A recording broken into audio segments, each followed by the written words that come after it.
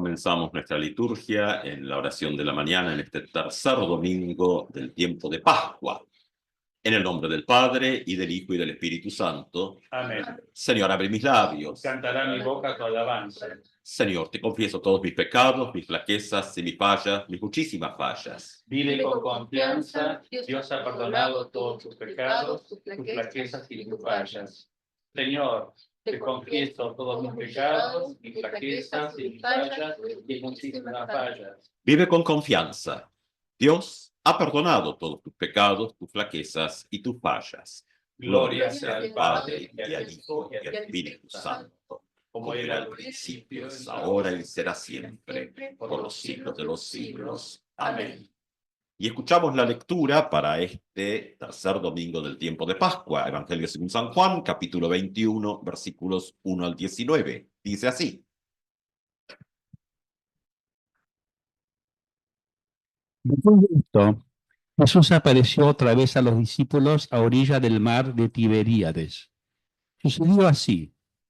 Estaban juntos Simón Pedro, Tomás, llamado el mellizo, Natanael, el de Caná de Galilea, los hijos de Zebedeo y otros dos discípulos. Simón Pedro les dijo: voy a pescar. Ellos le respondieron: vamos también nosotros. Salieron y subieron a la barca, pero esa noche no pescaron nada. Al amanecer, Jesús estaba en la orilla, aunque los discípulos no sabían que era él. Jesús les dijo: muchachos, ¿tienen algo para comer? Ellos respondieron: no. Él les dijo: tiren la red a la derecha de la barca y encontrarán. Ellos la tiraron y se llenó tanto de peces que no podían arrastrarla. El discípulo al que Jesús amaba dijo a Pedro: es el Señor.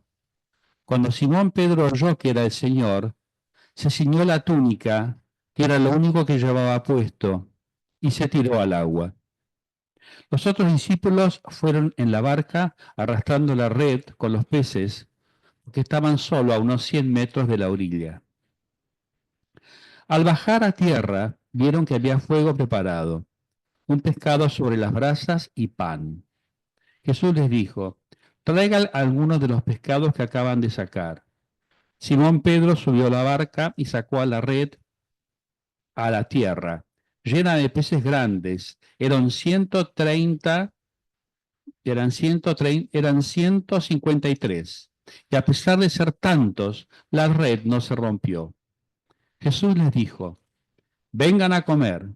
Ninguno de los discípulos se atrevía a preguntarle: ¿quién eres? Porque sabían que era el Señor. Jesús se acercó, tomó el pan y se lo dio, e hizo lo mismo con el pescado. Esta fue la tercera vez que Jesús, resucitado, se apareció a sus discípulos. Después de comer, Jesús dijo a Simón Pedro: Simón, hijo de Juan, ¿me amas más que estos? Él le respondió: sí, Señor, tú sabes que te quiero. Jesús le dijo: apacienta mis corderos. Le volvió a decir por segunda vez: Simón, hijo de Juan, ¿me amas? Él le respondió: sí, Señor, sabes que te quiero. Jesús le dijo: apacienta mis ovejas. Le preguntó por tercera vez: Simón, hijo de Juan, ¿me quieres? Pedro se entristeció de que por tercera vez le preguntara si lo quería. Y le dijo: Señor, tú sabes todo, sabes que te quiero. Jesús le dijo: apacienta mis ovejas. Te aseguro que cuando eras joven, tú mismo te vestías e ibas a donde querías. Pero cuando seas viejo, extenderás tus brazos y otro te atará y te llevará a donde no quieras. De esta manera indicaba con qué muerte Pedro debía glorificar a Dios. Y después de hablar así, te dijo: sígueme. Esta es la palabra del Señor. Te alabamos. Gracias, paz a ustedes, de Dios nuestro Padre, de su Hijo Jesucristo. Amén.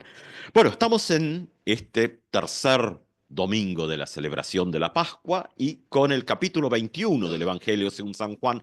En estos domingos ahora lo que va a hacer el leccionario es llevarnos a hacer un poco la recorrida de los textos vinculados a la resurrección. Claro, son distintas tradiciones y también tener en cuenta que estamos leyendo el capítulo 21, que las Biblias más nuevas como estas hacen la aclaración ya, en estas Biblias ya dice apéndice, porque bueno, el final de Juan es el capítulo 20 y la comunidad juanina tiene este pequeño apéndice de relatos sueltos que en lugar de mezclarlos simplemente los puso al final y finalmente es parte del texto, nuestro texto canónico, texto de la Iglesia. Pero hay que poder tener en cuenta eso, que Juan cierra y este relato es un poquito lo que traen los posteriores. Eh, no vamos a meternos en toda la cuestión de los relatos, y es fascinante, pero de paso, mañana 18 horas está puesto en los grupos y si alguno necesita el Zoom para entrar, habrá estudio bíblico a cargo del pastor Burgoa, que justamente lo que va a hacer es hacer toda la recorrida documentaria sobre los textos de la resurrección. Mañana 18 horas en el horario, acá abajo, esta línea de Argentina, Uruguay. Y bueno, para los que están más cerca del Ecuador, hay que, si no me equivoco, restar 2 horas. Bueno, sacarán sus cuentas y en España sacarán también las cuentas de los distintos horarios. Pero 18 horas, hora de Uruguay, que es la misma hora actualmente que la de Buenos Aires. Ahí van a hacer toda una recorrida de la parte documentaria, o sea, los distintos textos donde esto aparece y mirar un poco esto, de cómo se relacionan, porque claro, cada autor tiene perspectivas, como nos pasa a todos y a todas en esto. ¿Cómo leer, entonces, sin meternos tanto en lo documentario, cómo leer este capítulo 21, pensando un poco en nuestro contexto, nuestras vidas, es decir, cómo la resurrección de Jesús aparece aquí y cómo esa pequeña comunidad de discípulos, es decir, interaccionan con esto? Lo que uno nota en el recorrido, bueno, hay cosas que posiblemente son muy juaninas y que por ahí en la distancia del tiempo mm, no las tenemos.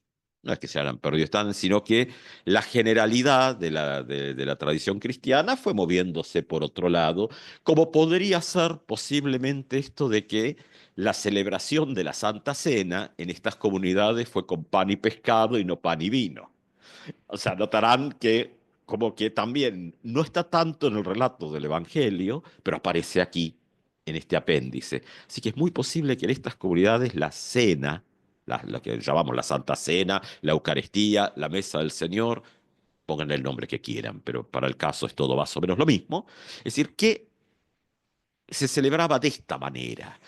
Entonces, es un texto que tiene, bueno, elementos que uno diría que tiene que ver con toda la tradición eucarística, toda la cuestión de la mesa, la presencia de Jesús también en la comunidad, en ese espacio de gestos, espacio profundo de los símbolos, de aquello que excede los límites del habla, no tanto el lenguaje, sino del habla de todos los días. O sea, ¿cómo hablar de aquello que no se puede hablar porque no alcanzan las palabras? Bueno, está el mundo de los símbolos para eso. Finalmente, nuestra capacidad de leer el mundo tiene que ver con ese espacio, porque bueno, como lo han dicho gente muy sesuda por ahí, los límites de mi lenguaje son los límites de mi mundo. Bueno, entonces, claro, ¿qué pasa con aquello que desde nuestra construcción de mundo no podemos ver, no podemos escuchar, no podemos incorporar? Esto es lo que le está pasando a estas primeras comunidades con la resurrección y nos pasa también hoy en día a nosotros y a nosotras, ¿no? Es decir, cómo entra la resurrección en aquello donde todo indica en el mundo cotidiano que las cosas son en contrario. O sea, cómo se articula la esperanza, no como alguna cosa por ahí suelta, sino la esperanza en la vida de todos los días. Bueno, este texto aborda eso. Ese texto es el texto donde la comunidad se hace preguntas. Por un lado, Claro, tiene dos partes y meternos en desarrollar las dos nos llevaría mucho rato, pero al menos una generalidad.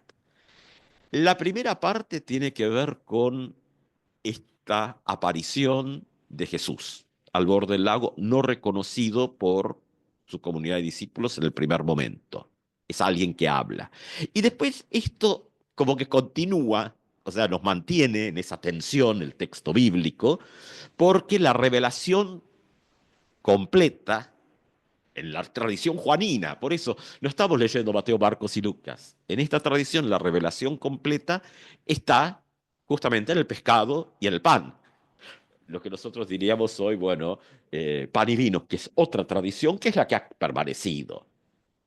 Eh, Seguramente por ahí debe haber comunidades cristianas que siguen la tradición juanina. No será la nuestra, pero no importa, es parte de todo esto, es parte de toda esta riqueza también de las tradiciones. Entonces tenemos este recorrido y después tenemos como complemento el diálogo ahí que se da con Pedro. Y aunque los históricos críticos nos van a decir que son dos textos, y probablemente sí, pero como narración lo tenemos todo junto. Por lo tanto, para nosotros, nosotras, debemos leerlo todo junto. No caer en la trampa de decir, y no, esto se armó así. Y sí, bueno, está muy bien tenerlo en cuenta, pero a la hora del sentido, la verdad que sirve poco y nada. Si no podemos volver a leerlo todo junto, como lo tenemos hoy. Entonces, la primera parte, si uno quiere mirar el relato como narración de todo esto, Simón Pedro dice, así arranca el 21. Después de esto, Jesús se apareció en el mar de Tiberíades, esa es la introducción, sucedió así. Esto hace a toda esta forma de escribir. Entonces, arranca con Simón Pedro que dice, voy a pescar. Y aquí uno puede ver que hay algo que ya va a compensarse con la segunda parte, que tiene que ver también con tradiciones y, ¿por qué no?, tensiones. Es decir, Simón Pedro ha sido llamado a dejar las redes, a seguir a Jesús para hacer estos símbolos medios complejos, ¿no? Pescador de seres humanos o de hombres, como dice el texto. Bueno, son símbolos complejos porque al mismo tiempo aparece también, porque ahora va a aparecer en la segunda parte, apacienta a mis ovejas, ¿no? Que viene como en tres veces. Eh, la tensión también entre las tradiciones de los pescadores y las tradiciones de los que cuidan los rebaños. O sea que están como mezcladas. La antigua tradición posiblemente está mucho más relacionada con esta cuestión de ir de un lado a otro, es decir, llevando los rebaños. Posiblemente esas son las tradiciones más antiguas de Israel, como se va construyendo. Lo sedentario viene después. Entonces, bueno, está todo junto. ¿Cuál es el correcto y cuál es el verdadero? Y todos, todos. Porque ese es el problema muchas veces, que vamos a decir, este es el correcto y todos los demás están equivocados. Y ese va, o menos. Es decir, ¿qué hace el texto? Va incorporando.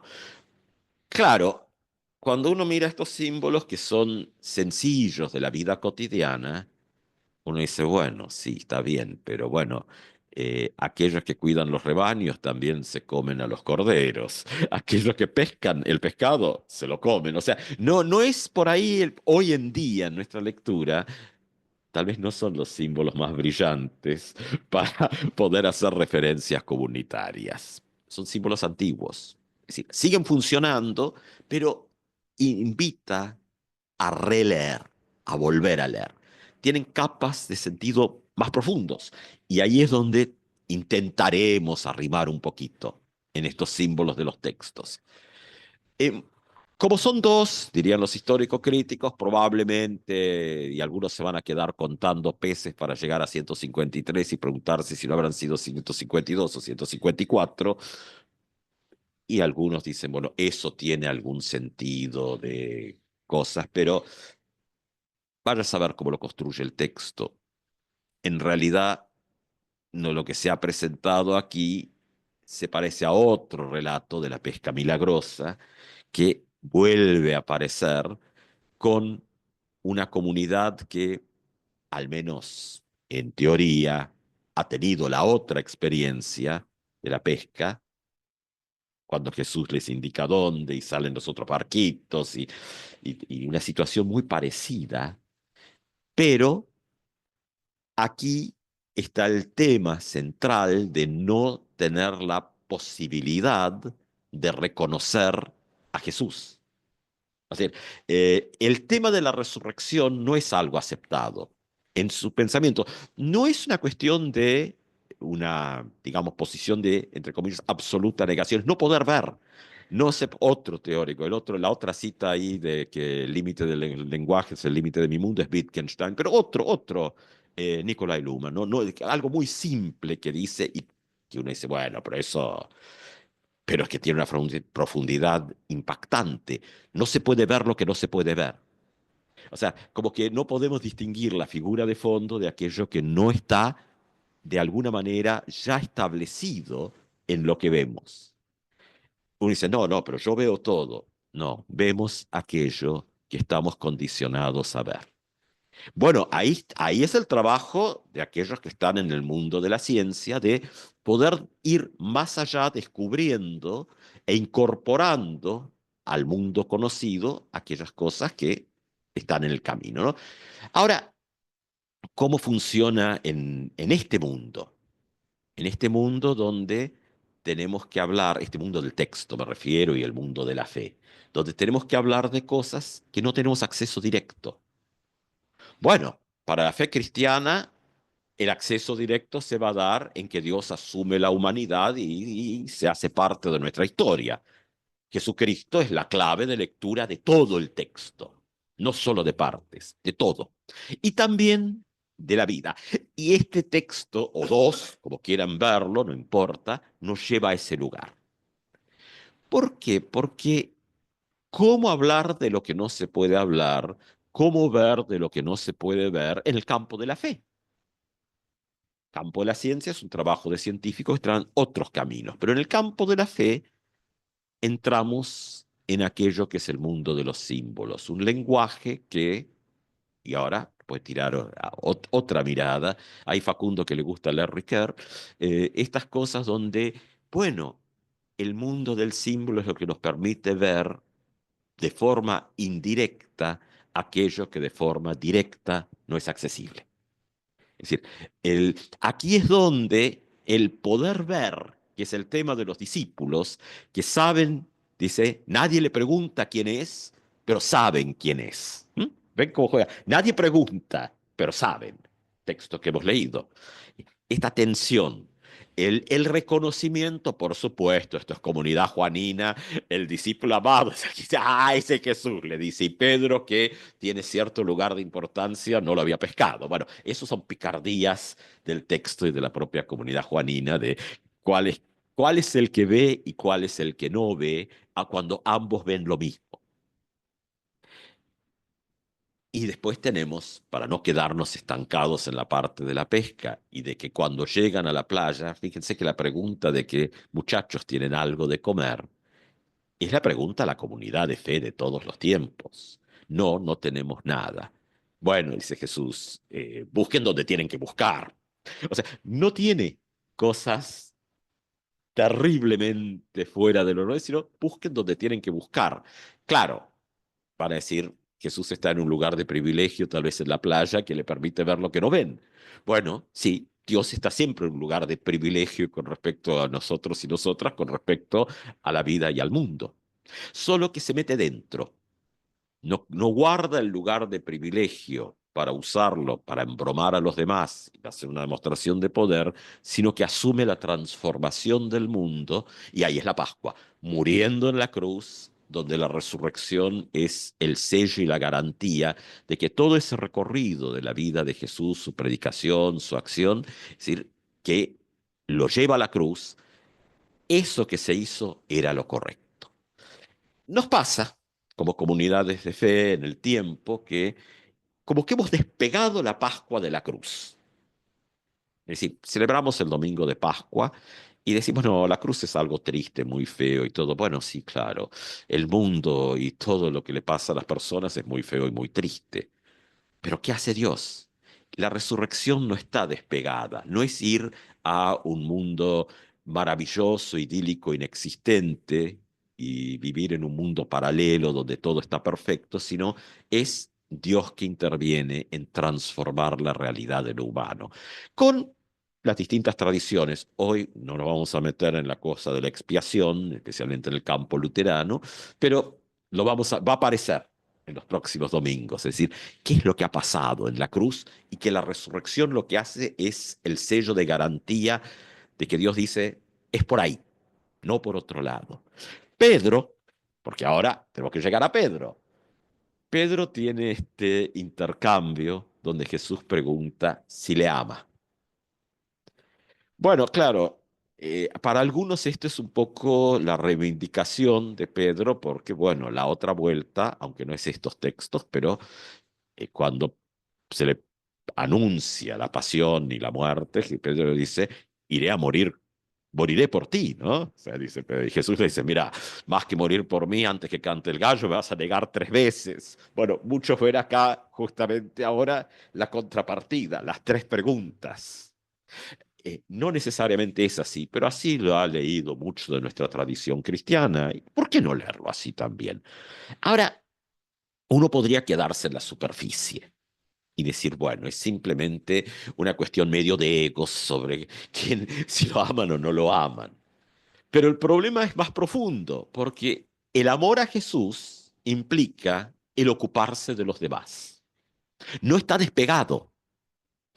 Pedro dice, sí, te amo. Entonces Jesús dice, bueno, entonces hace eso.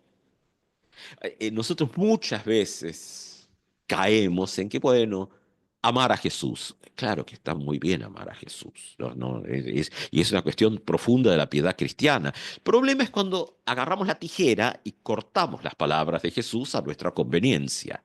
Bueno, Jesús quiere que lo ame. Bueno, amemos a Jesús. Bien, no está mal. Pero hemos agarrado la tijera y hemos cortado el discurso de Jesús cuando dice, bueno, Jesús está diciéndonos que amarle implica cuidar de esa comunidad grande de las ovejas, que si hemos venido leyendo el texto en general, la tradición juanina es clara que las ovejas de Jesús no están tipificadas con rótulos, son las que escuchan la voz y le siguen.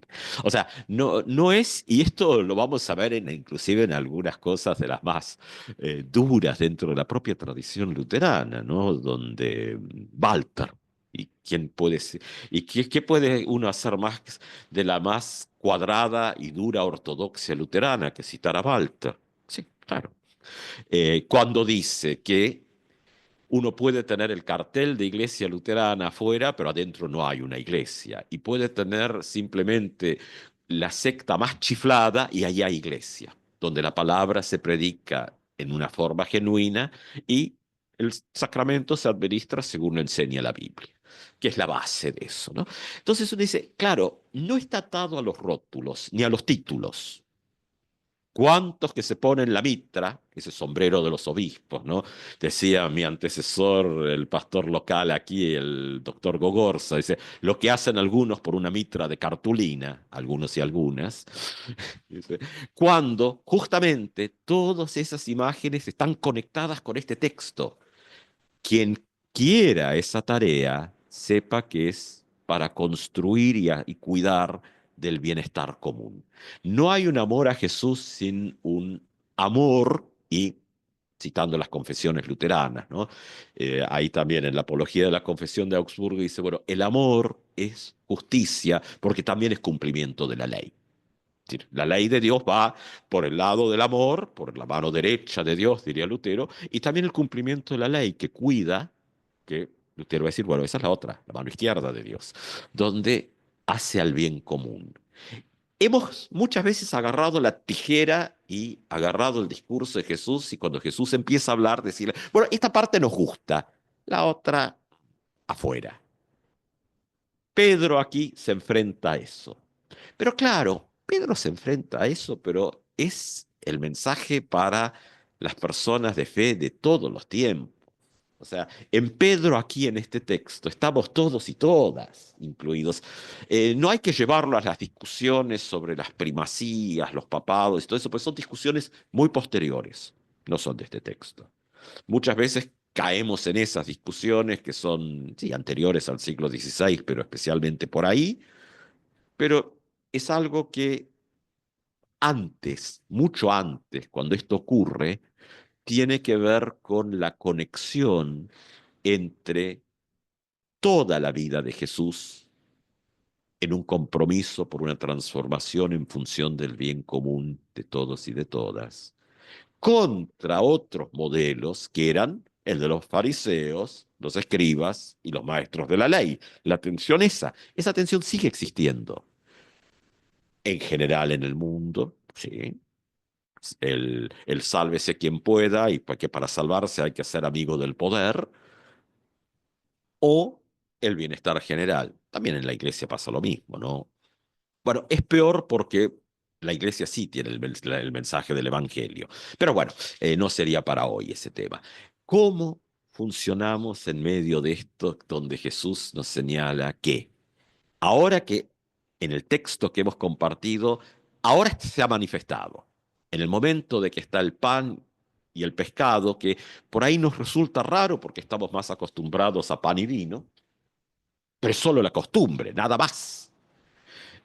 Uno no puede decir que es más eucarístico el pan y el vino que el pan y el pescado. Y decir eso sería ir en contra del texto bíblico. Pero lo que viene después es perfecto. Ahora que Jesús se ha manifestado y los que lo han reconocido como el resucitado, viene esta parte. ¿Cómo nosotros y nosotras en fe, en el amor a Jesús, que es muy piadoso y correcto, viene también ese compromiso del cuidado de los y las demás para su bienestar? En el modelo juanino, ya que leemos Juan, del buen pastor y las ovejas, que por ahí en los otros es un poquito distinto. En este camino es donde el tercer domingo de Pascua nos ha colocado. Es decir, cómo la resurrección cobra sentido en nuestras vidas cuando podemos encontrar que estas palabras de Jesús unen el amor con el cuidado y la necesidad de los y las demás. Que el Señor nos conceda el regalo de poder ser parte de este seguimiento. Amén.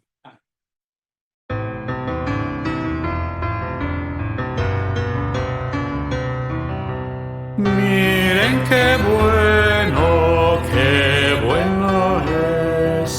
Miren qué bueno es. Miren qué bueno es cuando los hermanos están juntos. Es como aceite bueno derramado sobre Aarón. Miren qué bueno es. Miren qué bueno es. Miren qué bueno es cuando las hermanas están juntas. Se parece al rocío sobre los montes de Sión. Miren qué bueno es. Miren qué bueno es. Miren qué bueno es cuando los reunimos todos juntos, porque el Señor ahí manda vida eterna y bendición. Miren qué bueno es. Miren qué bueno